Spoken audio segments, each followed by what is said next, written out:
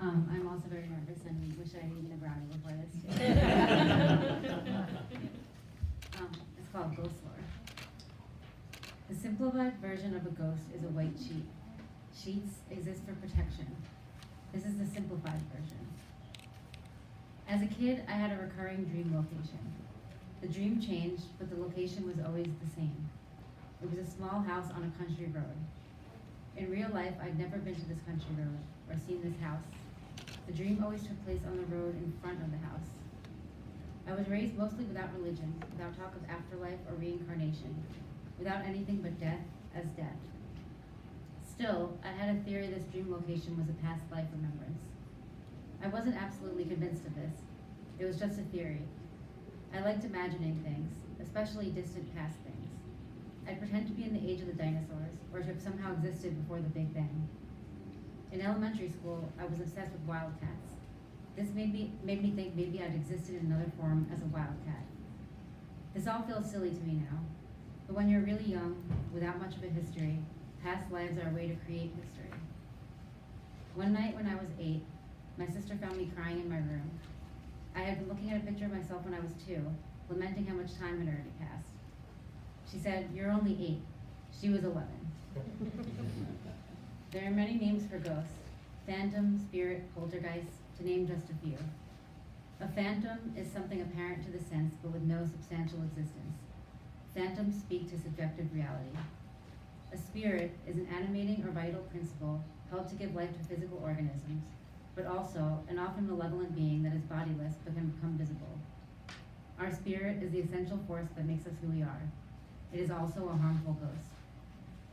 A poltergeist is a noisy ghost. A quiet ghost is something intangible that haunts you. The word ghost also means the least bit, as in a ghost of a chance. Ghosting describes when one person abruptly stops contacting another, or essentially disappears. A ghostwriter writes in secret, but it's the ghostwriter's voice you read, an invisible presence. Ghosts can be an absence or a presence. There is a phenomenon called phantom cats, wherein people report spotting big cats outside of their indigenous region. Often what they see is a crossbreed between a domestic cat and a wild cat, or sometimes just a particularly big house cat. People are seeing ghost cats. A woman with whom I went to high school died in 2016. I hadn't spoken to her in more than 12 years, but she messaged me a few months before she died. I posted on Facebook about being sober, and she messaged to ask how I did it. She was struggling. I wrote a long reply. She never wrote back. When I found out she died, I looked at the message I sent. I don't know why I thought what I said could have changed anything. We barely knew each other. I don't even know how she died. I made assumptions based off one message. Often when I write the word yes on Facebook, it tries to tag her. There's no Y in her name. The word yes, out of context, is pretty mundane. I've probably used it in hundreds of correspondences. I don't understand why this happens. And yet, when you're searching for meaning, the word yes really helps you out. It's like her ghost is telling me, yes, stay sober. Yes, keep living. As though it's not just fucked up algorithms. Ghosts are protection. Protection from the idea that when we die, we just die. Protection against meaninglessness. I don't know why I've been so scared of ghosts. Ghosts are meaning. There is another ghost-related big cat phenomenon called ghost striping. Black panthers have hidden spotted coats, jaguar and leopard spots beneath the black coloration. If you see a black panther in a place where panthers aren't supposed to be, there are 2 potential ghost phenomena happening. This doesn't mean the panther you see isn't real. It could be real. It could not be real. But either way, there are ghosts. If you think of an obsession with the past as an obsession with time, you can alter it so you're obsessed with the future. That's what I did when I learned you have some level of control over your thoughts. I figured it would be more useful to think too much of the future than too much of the past. When I can't sleep, I often think, 5 months until this exciting thing, or I wonder what I'll be doing on this day in 10 years.